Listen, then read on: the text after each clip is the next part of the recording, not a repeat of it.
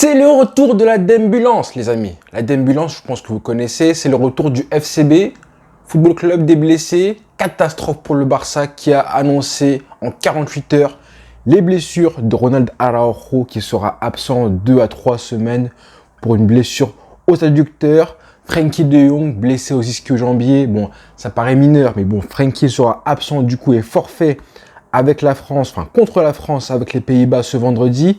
C'est pas une grosse blessure comme je disais, c'est seulement une surcharge musculaire selon la presse, autrement appelée contracture. Alors, le quotidien AS nous informe qu'il normalement il aura totalement récupéré d'ici la fin de la trêve internationale, en gros d'ici 2 semaines.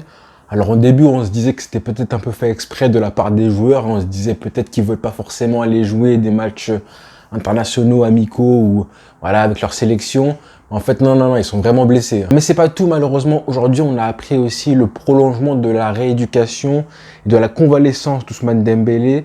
Sa récupération est plus longue que prévu apparemment. Alors, il n'est pas encore forfait, mais il a très peu de chances pour être présent lors du Classico retour de Coupe du Roi le 5 avril prochain pour une blessure qui, rappelez-vous, a eu lieu fin janvier. Ça commence à faire beaucoup, plus de 2 mois et demi. Et pour finir, et surtout, j'ai envie de dire, la rechute de Pedri. Pedri qui a eu sa blessure à la cuisse, au quadriceps, rappelez-vous, c'était face à Manchester United au match aller, au Camp Nou, le match que je suis parti voir. Décidément, cette Europa League, elle nous aura apporté que des problèmes. On n'aurait même pas dû la jouer, c'est carrément. Et donc la presse nous informe que Pedri sera absent 1 mois supplémentaire en raison d'une rechute de sa blessure au quadriceps et qu'il ne jouera pas évidemment face au Real Madrid le 5 avril. L'objectif désormais est de le revoir pour le match face à l'Atlético Madrid dans 1 mois, à la fin du mois d'avril. Et là, on a même eu des informations sur la rechute de Pedri, comment ça s'est fait. Et là, honnêtement, ça a été un petit peu, je trouve, un petit peu scandaleux, voire lunaire. On apprend du coup par le journaliste Tony Juan Martí, qui travaille pour Sport, mais en l'occurrence, là, c'est pour le média Relevo, qui nous explique que le joueur, du coup, il n'était pas encore à 100% la semaine dernière, mais il a quand même essayé de revenir pour le Classico, que ce soit non seulement dans la liste des joueurs convoqués, mais aussi en espérant être titulaire pour le Classico dimanche, et que cette précipitation a conduit à une rechute 2 jours seulement avant le match, en l'occurrence vendredi. Il s'était entraîné avec le Barça, du coup, avec le groupe du Barça vendredi, dans l'espoir de préparer le Classico, et malheureusement, il s'est arrêté dès le début de la séance. Et donc, il a senti qu'il y avait un problème, forcément. C'était une rechute. Honnêtement, c'est dramatique de subir autant de blessures à son âge, à 20 ans. Subir autant de blessures, honnêtement, pour une carrière, ça peut être franchement dérangeant.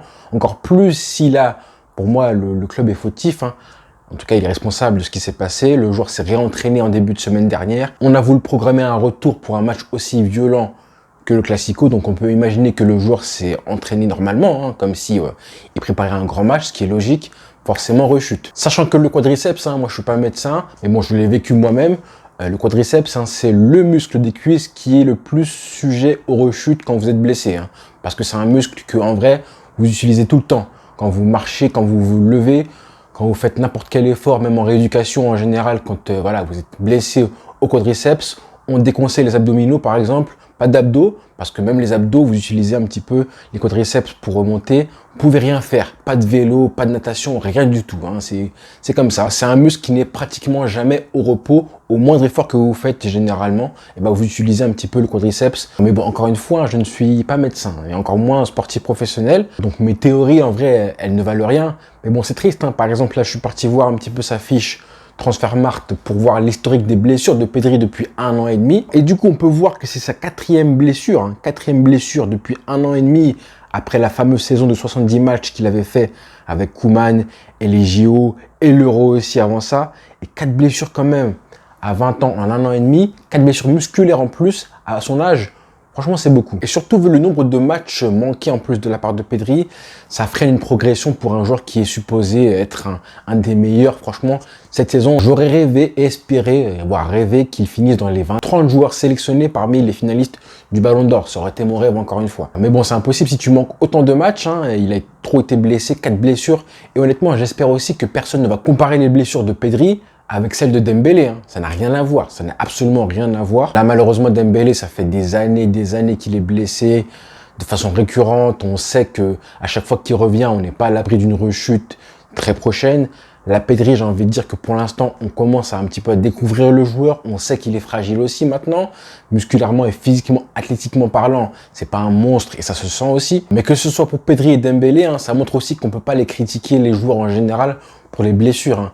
C'est pas de leur faute à eux, enfin, à part si forcément mauvaise hygiène de vie, etc. Là, c'est pas le cas pour Pedri. On connaît pas forcément leur vie.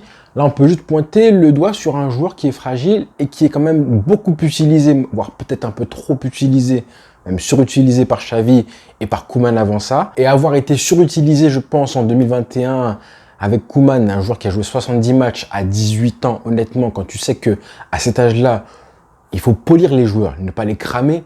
Je pense qu'il y a peut-être des séquelles à ce niveau-là aussi. Mais il faut le dire, hein, il a été énormément utilisé par Xavi.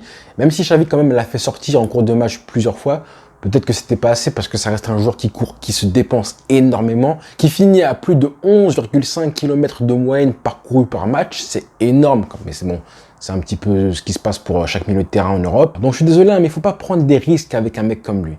Et là, le Barça a pris des risques en le faisant revenir à l'entraînement un peu trop tôt. Alors on rappelle aussi que niveau médical, le Barça a vu cette saison le retour du très légendaire et mythique Dr Pruna. Dr Pruna avec toute son équipe de préparateurs physiques qui sont connus au Barça. Parce que rappelez-vous, à l'époque de Bartomeu, de Valverde, les joueurs et le staff technique pointaient du doigt le manque de préparation physique, athlétique et musculaire pour les joueurs et l'enchaînement des matchs qui est forcément colossal, encore plus une saison de Coupe du Monde comme ça a été le cas avec les déplacements, la trêve, les émotions, bref, pas mal de choses où tu peux pas forcément calculer. Mais là, malheureusement, on a vu que son retour à Monsieur Pruna, ça a rien changé du tout. Rien changé à ce problème qui dure depuis des années au Barça, des blessures musculaires et j'en passe.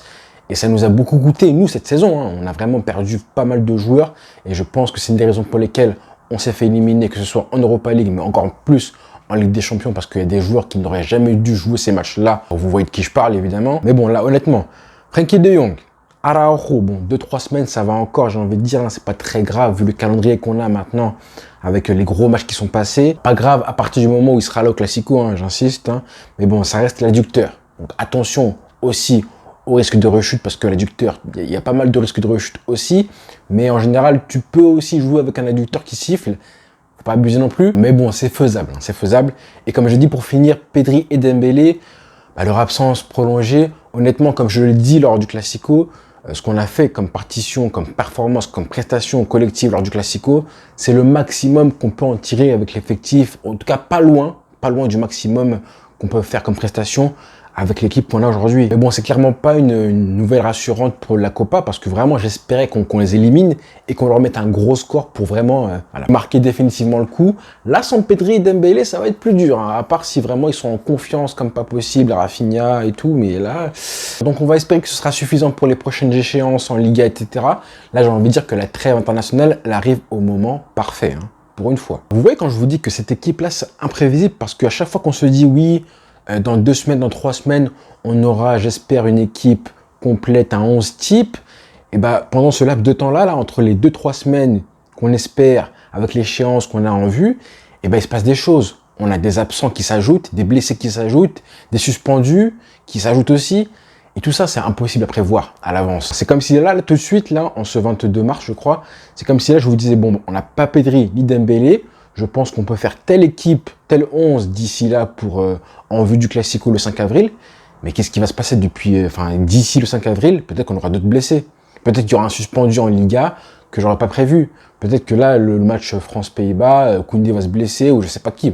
Je porte pas l'œil, mais bon. Tout ça pour dire que même si pour l'instant on a l'avantage psychologique face au Real Madrid, des blessés peuvent te changer la dynamique, comme ça a été le cas du coup face à l'Inter en septembre dernier. Alors que tout allait bien, des blessés, qui passe favori ensuite? C'est l'adversaire. Au final, je ne sais pas depuis combien de temps on n'a pas eu un Barça avec une équipe type. Je ne sais pas, c'est quand le dernier match où on a joué avec le 11 titulaire, peut-être la Supercoupe d'Espagne avec le 11 parfait là qu'on avait. Mais depuis ça, honnêtement, bon courage. Donc pour moi, ça rajoute du crédit à la saison du Barça. Ça rajoute du crédit aussi à Xavi, qui a réussi à s'adapter à chaque fois à tous ses blessés. Parfois, il a fait des choix bizarres, comme face à United, lors du match aller, où il a mis Baldé sur le banc. Il a fait jouer Marcos Alonso. Il a mis Christensen sur le banc aussi. Comme par hasard, c'est le match en plus où Pedri s'est blessé.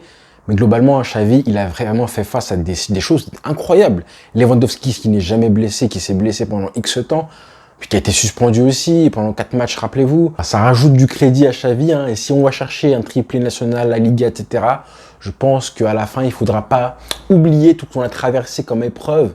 Je pense que je serai en mission pour vous rappeler à quel point ça a été difficile dans les conditions qu'on a eues d'aller chercher une Liga comme ça. Là. Comptez sur moi. Hein. Donc voilà les frères. Bonne soirée à tous.